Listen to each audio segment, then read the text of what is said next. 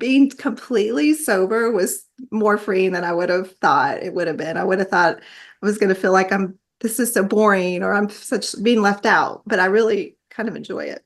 Getting alcohol out is what opened so many floodgates. And yeah, you have to feel your feelings now, which some people like, that's, that can be the hard part of not numbing out all the feelings anymore. But I would never go back to the numbing. The freedom that I found, by getting alcohol out, I mean, it opens up time because you're not spending 3 hours or whatever at night drinking anymore. So it opens up time and money. I feel like midlife is a great time to get all of that out, to give back time, give back money, give back your brain space to, really enjoy this next chapter. This is the secret sauce. Hey, Emily, thank you so much for agreeing to being on the Samantha Parker show. I'm excited to have you. I think we're going to have a really cool dynamic conversation. So, you guys, my guest today is Emily Allen, and you have a lot of I want to say accreditation. Like you've done, work as well around helping other people with their own sobriety and alcohol journey. But okay, I want to tell you though, what I was really most excited about having you on the show is you really talk a lot about midlife and how Mhm. in your midlife and the wine culture and all of that. So I'm just going to let you take it away for a second. Introduce yourself and tell me kind of how you got to this point in your sobriety journey. Sure. Yeah. Thank you for having me. I'm really excited to be here. Yeah. So I recognized that the wine mom culture is just so invasive. And when I was in it, I just didn't really appreciate how much I was being almost targeted by the ads, just everything like that we see and on TV, movies, all that. So I got sober 4 years ago. Do you want me to talk a little bit about that journey too, or just more about the midlife part first? Yeah, let's get into midlife. I was really excited because I like to offer a vast variety of perspectives, and a lot of times people get sober. Well, actually, what I have noticed is a lot of people do actually get sober 30s, 40s, 50s. I almost feel like it's acceptable in your 20s to be a drunk, which is Yeah. well, we could talk about that as well. But I really what do you consider midlife? I consider it like anyone who is maybe whose kids are getting ready to leave the nest. That's sort of where I'm finding I'm most drawn to, because that's sort of the phase that I'm in right now. I've got a daughter who has left. I mean, she's in college. She might come back. You never know, right? They do, they come back. I They have one come of back. those. She came back. And then my son's a sophomore in high school. So it's that sort of tricky time when you are seeing what your next chapter is going to be. And for me, just reevaluating, what do I really want to just still hang on to this wine mom where, drinking with friends and using that as just my way to basically numb out, but also, socialize, celebrate. I felt like this is a time in my life when I could really make a change. Just even the freedom of not having your kids need you as much, even though it can be sad if that's been your whole life up until then. It's still you get that sense of freedom of I will be able to do things that I want to do and not have to worry about, making sure that they're taken care of, have a babysitter, all of that. So I just see it as an exciting launch point of life when we're getting ready to move into that transition into midlife. So I would say, 40s, 50s, 60s Yeah. is Or, what I if you had kids when you were a baby like me, I'm still think. holding on to 39. I've got 39 for 3 more weeks. That's right. Yes.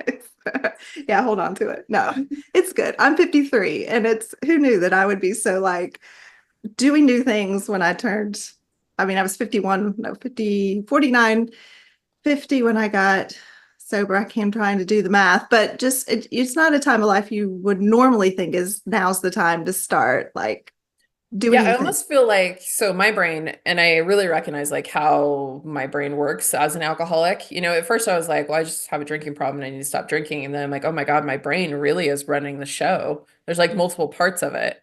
But my brain is almost thinking oh, well, we could drink more if the kids were gone, Uh-huh. We Hmm. could do whatever we wanted. Yep.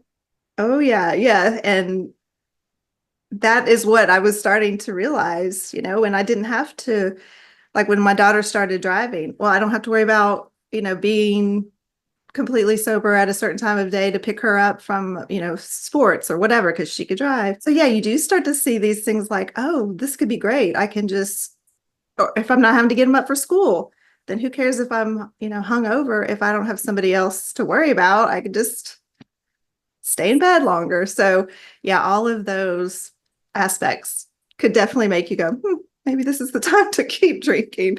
But I know it's almost like you have like a little asshole in your brain that's like, oh, but yeah, and oh then yeah, there's this deep down inside of you, like you just know, you're like, this is not the life I want, is really how I feel about it. Like I always knew, but that voice would override, especially once you started drinking.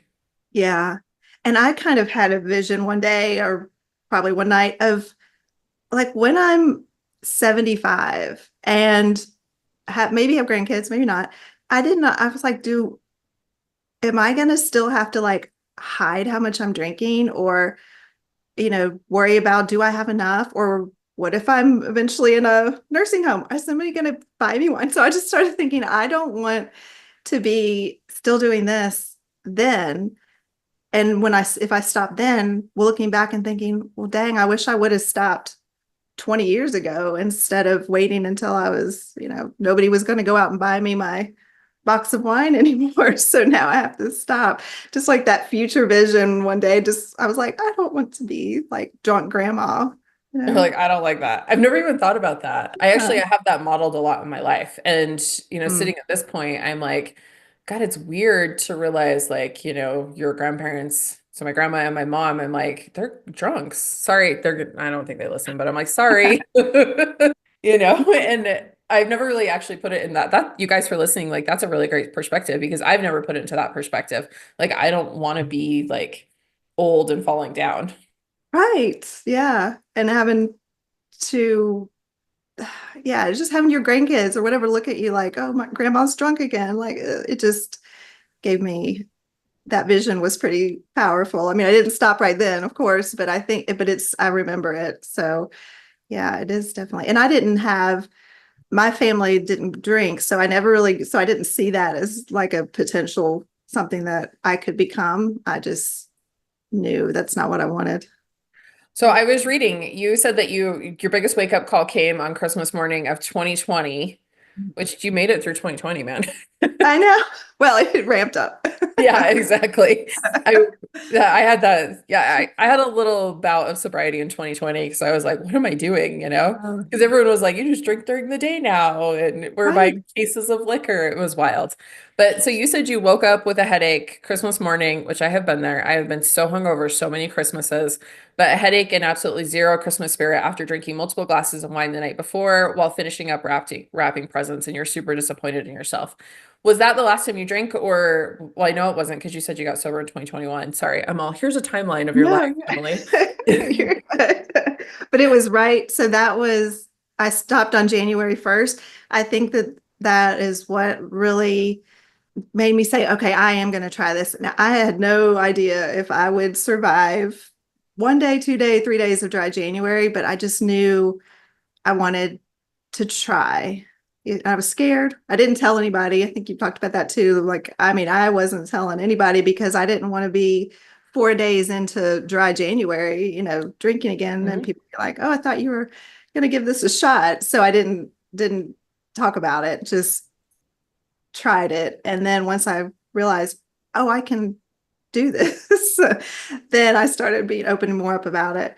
But yeah, it was that sort of Christmas where I'm like, I just do this. I don't want to do this again next year. And I felt like dry January was going to be this opportunity where you can kind of do it without it being a big deal because so many other people are doing it.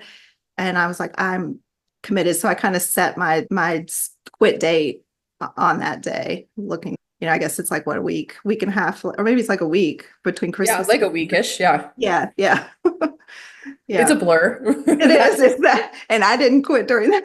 I mean, I didn't even like cut back. It was also sort of that like, let's just go for it and finish all the wine in the house or whatever and just get it out of here. But I didn't pour it down the sink. I managed to get rid of it.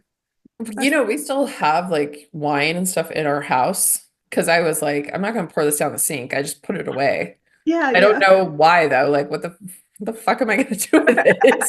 You know? No, and I thought about, do I give it to people? But then that seems kind of like cold too. Like, I don't want this Yeah. person, but here, why don't you take it? So No, yeah. I have thought about that multiple times. Like I'm going to a birthday or like, a friend's and which is perfectly acceptable to give it to like to give Yeah. them a bottle of wine. Yeah. And I'm like, what if I just gave them this? But like it feels so wrong, doesn't it? I just feel like I just have this like thing in my house that the alcoholic in me is not willing to part with, but I know I don't want it? Yeah. Well, if it makes you feel any better, I didn't get rid of any of the like the hard liquor. I mean, we had bourbon and gin and all that. I wasn't tempted by it, but I didn't get rid of it until just like maybe this summer because my husband has not, he didn't stop drinking when I did, but he hasn't, I guess he's been almost a year now where he hasn't drank. So I'm like, why are we still just like hanging on to this? So it's sort of symbolic and nice, but I waited like, yeah, almost about 3.5 years before I just finally got every last drop out of the house. So Yeah, I know. I don't have one of those moments where like all of a sudden it's staring at me and I'm like, yeah, I yeah. don't know. I haven't. If I ever do, I'll be like, this has got to go? Mhm. So, Yeah, okay, well, you just kind of mentioned it, but let's talk about this because so many people ask me, does your husband still drink? What does your husband think about this? And then they ask him, like, is this bothering you? Da da da da da. So, like, what was your experience with your husband? Like, were you like, hey, I'm not going to drink anymore? I almost felt stupid. Like, I know not. And I didn't even tell him for those first couple days. And then I was like, okay, he's got to realize that at dinner I'm not like pouring wine. I'm over here like LaCroix with lemon slices. I still would pour it in like a wine glass. That really helped me at first because it was such a part of my routine, like making mhm. dinner and having it. So I would use the same wine glass that I had always used, like a stemless, and just would pour LaCroix in there and put orange slices, lemon slices, whatever. So I'm like, he's got to realize something's different. So I finally did. Once I made it through the first 2 days and was like, okay, I can keep going a little bit longer at least. I mentioned it. And he actually was like, well, I'm not going to drink this month either. Like he thought it would be kind of fun to do. And he was never as much of a drinker as I was. I mean, I would have wine every single night. I mean, he'd have like beer on the weekends. If we went out with other people, he would drink more. If it wasn't for me, he probably wouldn't have drank as much as he drank because I'm Same. an I encourager. know. My husband will be like, oh, I haven't had a drink for a couple of weeks. And I'm like, what? Like, you know? Oh, right. Like, how does that just happen without Yeah. intention and set dates and things all around to support you? Yeah. Yeah. So it was definitely not, it was never hard for him to have to not drink. But then he would still, like, if we would again like go out with friends, would have like a beer or whatever out, and it didn't bother me. And also it felt kind of nice. Like, I'm, even if he had one beer, I'd be like, well, I'm driving now. Like, it was sort of that feeling of being completely sober was more freeing than I would have thought it would have been. I would have thought I was going to feel like this is so boring or I'm such being left out, but I really kind of enjoy it. Oh, I've actually had fun with that whole driving thing. Like, I'll even be like, you guys can have drinks, I'll drive. Yeah. Yeah. And I've had some funny trips. We went on a girls' trip, and like, there was like 10 of us piled in my friend's like husband's giant truck. And I'm Yeah. like, if you guys don't shut up. And like, I mean, it was like one of my favorite memories. Like, I'm driving, and we're like. And I'm like, Like the hey, if mom. we get pulled over, I'm going to be like 100% sober. Yes. Isn't that not, I mean, isn't that just so freeing? Oh, I love it. Yeah. So I don't mind that. And he would never, probably the most he would even have would be two, even, after. So it was not a big deal. And then, but yeah, I think the last year he hasn't, I noticed when we would go out, he would order like a non-alcoholic beer. He enjoys those because he always liked like IPAs and sort of those stronger flavored ones. So he can get those like the athletic beer, or there's so many of those Mhm. options. I was never a big beer person, so you know, doesn't appeal to me. But yeah, so it's been a year and I don't know if that's his intention to like always to never drink or what, but he runs like ultra marathons, so he has a lot of focus on He does. Okay. Do you run? no. No, I'm No? kidding. Okay. I did a little bit. I did before we adopted my daughter. I did a half marathon, and I'm like, okay, I'm done. Like, check. So no, I don't run. Yeah, I've made it up to 10K. So I've ran a 10K. I'm running another 10K for my 40th birthday. Oh, that's awesome. Yeah. Yeah, so my run today was like 4.5 miles, but I follow a lot of these like ultra marathon runners, and I'm like, Mhm. I'm intrigued, but also like mortified. It's crazy. I mean, it's like I guess he's done a couple 250s and then he did 100. And I thought, well, that's just going to be the end of it. But he seems to be wanting to do another 100. Which 100 did he do? Oh gosh, it was here locally. Were I mean, you? not like Okay. I'm Oh, in North Carolina towards the yeah. coast. So he didn't have to go very far, but I cannot exactly Okay, remember yeah. I know where. I follow a lot of people who do like the Cocodona 100. Oh, is that out near It's in you? like Sedona in Arizona. Okay, that would be cool. But Yeah. It's kind of wild though. I think they experience like both temperatures too, oh because they climb gosh. so much. Oh gosh. Yeah, it's kind of flatter here for sure than yeah, because we're not near Well, the mountains. one of the runners I was following through it, Andy Glaze. I don't know if you follow him on, you should just follow him if you don't, okay? He's a lot of fun to follow. But the one time he like like fell asleep, he didn't pass out. He fell asleep while he was running and like cut his head open. And I'm like, how would that be to just be running and then just be like, boop? Honestly, gosh, Yeah. that's crazy. That's dedication or something. Yeah, because I think he'd been running for like 40 hours or 48 hours straight or whatever. It was on I think it might have been, no, it wasn't the Cocodona 100. He goes and does them like all over the world. He's crazy. He's like kind of like David Goggins. I'm sure he does. Probably. I'm assuming he probably does. But It's worth a follow, okay? You'll be like yeah. perplexed. I'm like inspired and perplexed all at the same time. Yeah, yeah. I just can't imagine. I don't like running that much or definitely not that long to be able to just do it. And then toenails fall off. It's a whole thing. Right? That's what I'm saying. I'm like, you guys, I'm like, I'm gonna stick with my 4.5 miles. That was hard, okay? I'm Yeah. gonna stick with that. Yeah. Yes, I mean, who that's knows? The next thing you know, Emily, you're gonna see me post my stories like, I'm training for the Cocodona 100. You'll be like, wow, that escalated. All right, let's talk about sobriety tips though, especially for, this midlife, later life, your kids are getting older, that type of stuff. One thing I talk about a lot though is like habit swapping. Like, Mhm. what did you find yourself picking up new habits or trying new things, or like what's your advice around that? Yeah, so right when I stopped, January 2021, it was, still definitely right in the height of COVID. So there wasn't options necessarily. I mean, I'm sure could have probably done things online, found online, knitting groups or something. I don't know. But I kind of just used that first year. I mean, the COVID part of it really probably did help me because I wasn't going out anyway, but just to kind of really almost like hibernate and read. I was reading lots of quit lit books. I just spent time like trying to learn more about myself and what I liked and getting out of my other routines. I mean, physically, like changing where I would go in the evenings, because to me, like being in the kitchen, I would just kind of hang out in the kitchen and keep drinking, like scrolling on, internet or whatever, just staying in that kitchen area. So I physically like said, I'm gonna change my spot. Like I would go hang in the bedroom and like have hot tea and read, and just changing all of that really helped. And then as I moved out of that first year, I started trying to figure out, what do I like to do? Because drinking was such my hobby. I mean, if somebody would say, what's your hobby? Like, uh, Wine tasting. You can make like it though. Like alcoholics can make anything. I'm like, I like true. to travel and go to wine tastings and visit vineyards, you know? I'm a connoisseur. Yeah.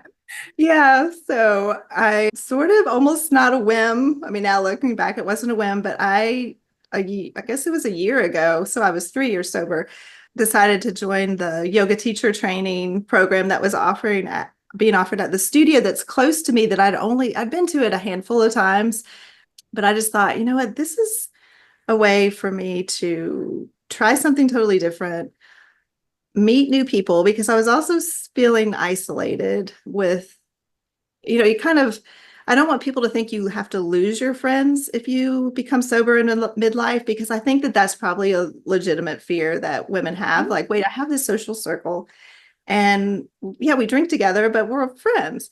And so I don't want people to think, okay, if I stop drinking, I lose all my friends. That's not true. But it also brings an opportunity to meet other people who might be more, you know, are wanting to try new things. My therapist was actually the one. She was like, I said, yeah, I just feel like I need to like meet new people. And she was like, you should probably leave the house then more often. I was like, thank you. And she and we talked about maybe going to AA and she mentioned yoga. She said, I know you've talked about yoga. She said, no, not everybody goes to yoga studio sober, but you might find that there might be a community of people there that are. And I did. So that has just been life changing to have basically started something that I really never did before.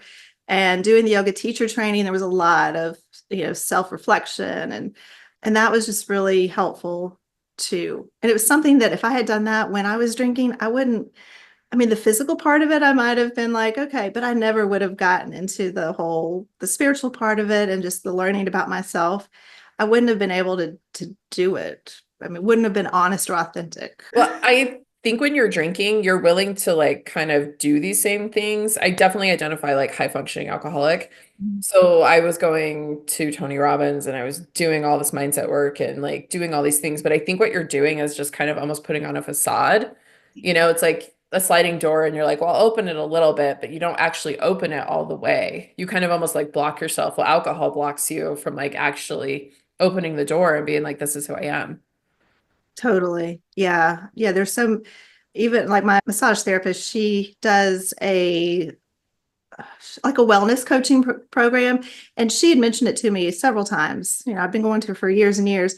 And then I finally did it that January, right after I quit drinking. And I told her, I was like, I've wanted to do this with you for so long because I really, enjoy you, appreciate you. And I said, but I knew if I was drinking the amount I was drinking, I wasn't going to tell you that. I said, and I feel like I wouldn't have been able to fully invest in what you have to offer. And she was surprised. I mean, she had no idea. Most people didn't have no idea. I mean, because they're not sitting in my kitchen with me every night, so they wouldn't know. But it definitely getting it out, just getting alcohol out is what opened so many floodgates. And yeah, you have to feel your feelings now, which some people are like, that's that can be the hard part of not numbing out all the feelings anymore. But I would never go back to the numbing ever. No. Well, once you just start feeling them, you're like, oh, like I'm sad and like that's okay, or like, oh, I'm really happy. Like you get to experience emotions, which I think is the whole part of being human. Yeah. Yeah. My dad passed away in 2016. And so, I mean, I was, not obviously not sober then. And I just think now, gosh, did I ever? I mean, since then I've worked through some of it, but I don't feel like I really even completely comprehended everything that was happening. It just gave me more opportunity to just numb, numb, numb, numb. And so, yeah, and that was the other thing. I was like, I never want to be like that again when somebody I love passes away or gets married or whatever. I just don't ever want to be in that state of just being numb to it. It was really, that was this thing I could feel shame or guilt about, but that doesn't do anybody any favors either. I can just talk about it, admit it, and know that I've grown from there. I know I saw a TikTok just this morning and it was one of those that like really hit me. And it said, my favorite part about being sober is getting to fall in love with my wife again. And then it said, like, damn, I was basically, I can't remember what he said, but it was along the lines of like, damn, I was such a loser. Like, this is a really amazing woman that I've missed out on, Yeah. you Yeah. know? Yeah. And it can be easy. And like with my kids, I'm sure you can relate to with having had young kids during the time when I was drinking and just, just things that I would rush through, like bedtime routines, all that, just so I could get back down and have another Mhm. drink. But I can't beat myself up about it, but it's just part of my journey. I feel like I was always just kind of pushing them away. Just like you're just kind of pushing them away always. Yes. Yeah. And yeah. It's just, it can make you sad. The another kind of like moment that stands out in my mind is I don't know if they, I guess they probably still do it. Like with Netflix, you can pick the little avatar for each member of Uh-huh. the family. And I guess I don't remember if it was my son or my daughter. They're 4 years apart, but somebody had put like a red wine glass for my above my name, and I thought, shit, like, is that how they see me? And so one of my favorite things I did probably like a month after I stopped drinking was I went in and changed it to, whatever, like SpongeBob character or whatever it was. Yeah. And one of them noticed, they're like, "Oh, you changed it." I said, "Yeah, I don't drink anymore." They're like, they were excited. They never really complained to me anything about my drinking, but I know that obviously they were aware of it. Otherwise, they wouldn't have made my avatar a glass of red wine. Like, is that how the world sees me? I know. It's like, this is horrible. So that was a great feeling to go in there and change that little avatar. Oh, you're like, F I this, don't it's know. out. Yeah. Yeah. I wonder what it is now. I haven't looked lately. Who knows? It could be something even worse. True. It could be Ursula. It could be. Yeah. So when I was kind of stalking online, I noticed that you're a mindset coach, an alcohol-free life coach, success coach, neuro-linguistic programming, and hypnosis training. So you've really like dived into like finding like all those new parts of you and also like how you can help other people. Yeah. Yeah. The course I did was a really robust course. I mean, that it was a 10-month program and it had all of those certifications offered in the program, with always like alcohol free kind of being like the baseline of all of it. So that was really nice to learn. I mean, even like the hypnosis, that was just cool. Like I had never had an experience with it, and we got to practice on each other.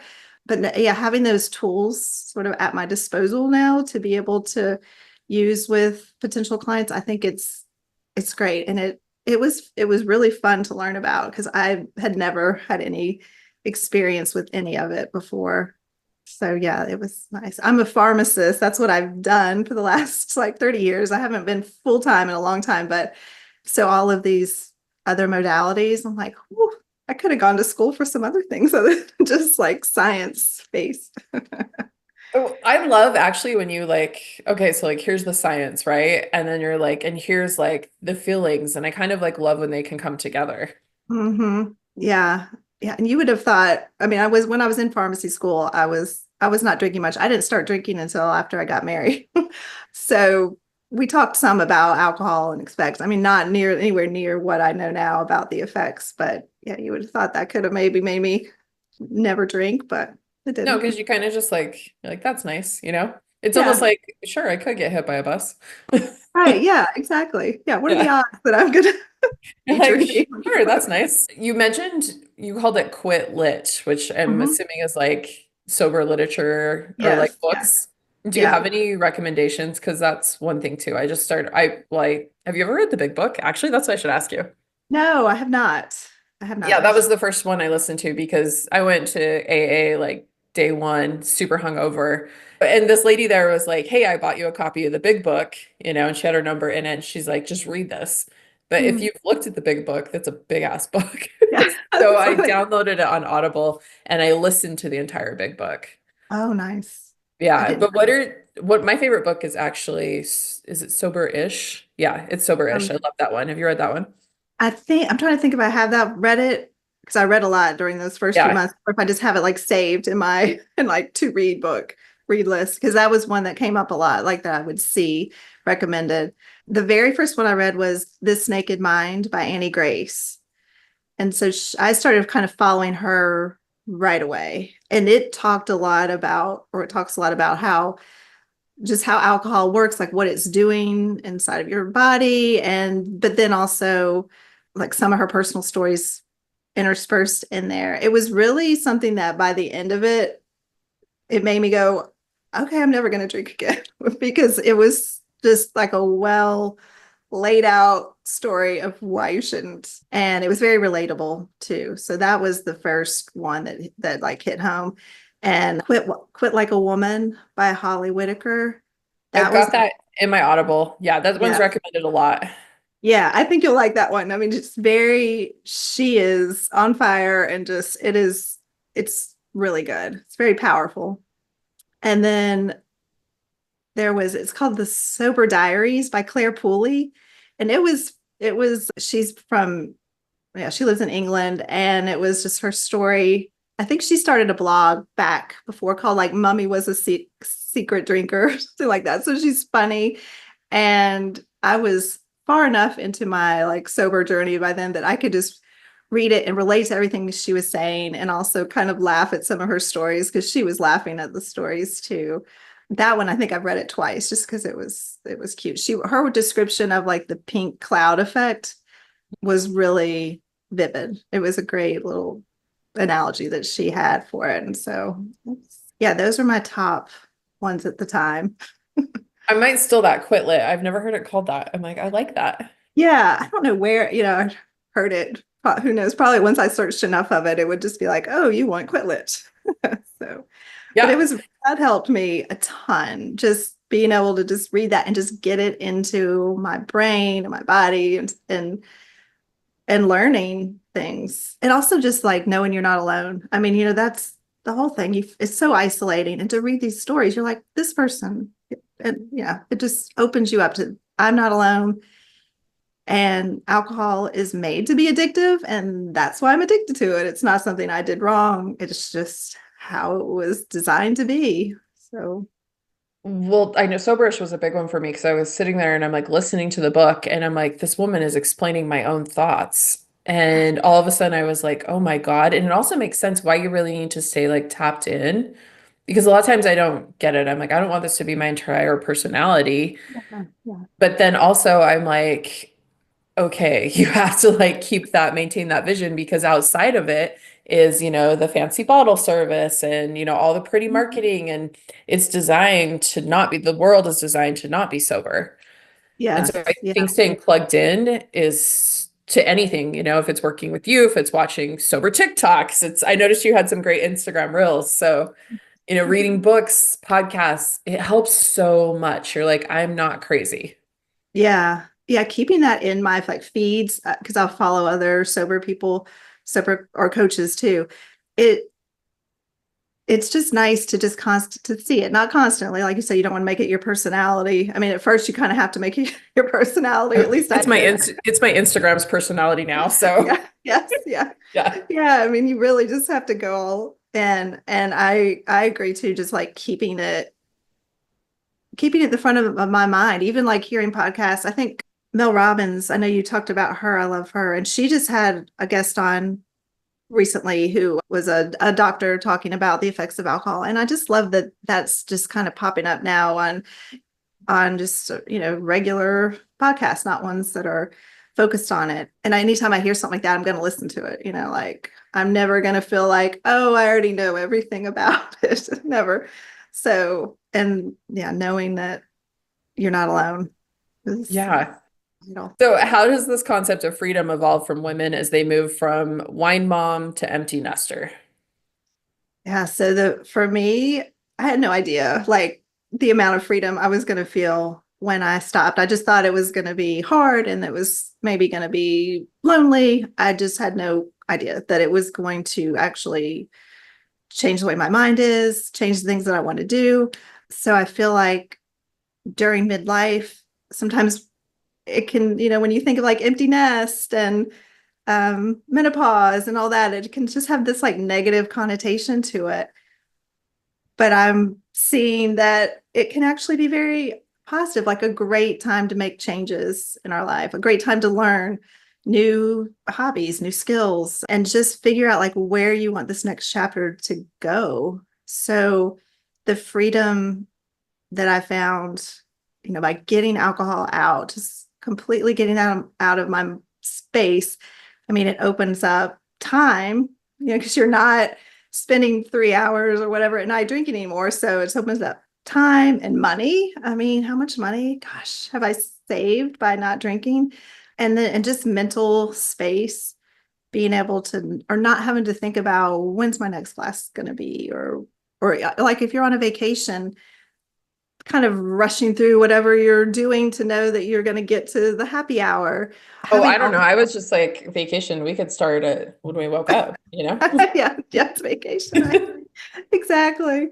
So I feel like midlife is a great time to get all of that out, to give back time, give back money, give back your brain space to, really enjoy this next chapter and not see it as such a like, the going down the hill, or I guess that's what they used to say, right? Downhill. It doesn't have to be like that. It can be it is a whole new chapter. Well, So, have you looked? You mentioned this, you said menopause, but so I'm in perimenopause, and this is like I have labs to prove it. I have hormones, and I don't have a lot of hormones actually. So, what my nurse practitioner, and I actually had a nurse, I had two nurse practitioners on my podcast who very like very adamant that they were like alcohol and menopause do not go together. yeah, no, yeah. I mean, the way that we metabolize alcohol changes too once you've gone through menopause, or perimenopause too. I mean, just the metabolism of it changes, and then it messes with your estrogen. What little estrogen that you have, you don't want it to be like totally messed up by alcohol. And I think that's another reason why women sometimes feel like once they've gotten, maybe around menopause age, and they're like, oh, I just can't. I used to be able to have 2 glasses of wine and feel fine. Now I have 1 glass and I feel like shit in the morning. And it's not in their mind. I mean, that's really because of the way that their body is handling it now. It's different. So, yeah, it is definitely another great time. Another reason why it's a great time to quit is because your body is not doing the same with it that it used to. People keep telling me this. They're like, you hit 40 and it's like an off switch goes off, and you're like, I don't give a shit what you think. And they're like, and then you hit 50 and you're like, I definitely do not give any like F's what you think. And so Yeah, I honestly think, however old you are listening, but it's like, stop giving a crap what everyone else thinks, and it's what you actually think. exactly. Yeah, and that's freeing too. I mean, I lived my life as a people pleaser for sure. And so that's something that just through the self-growth, learning about myself, and even with the yoga teacher training and all of that, learning that I don't have to be a people pleaser. There's no way I can please everybody. And it doesn't even matter. I don't need to please anybody but myself. So that's been a journey for sure for me, and would never have felt this freedom around that if I was still drinking, for sure. For sure. It's amazing, and I don't know quite how to like tell people sometimes. I'm like, you just almost have to experience it. Yeah. Yeah. Because I didn't understand. I had no idea what was possible. And I don't even know if I was really around that many people who were sober too. So I probably wasn't getting much Yeah. feedback. Well, I don't know if you're like me, but I'm like, well, we'll never be like friends because you don't drink. Yeah. Yeah.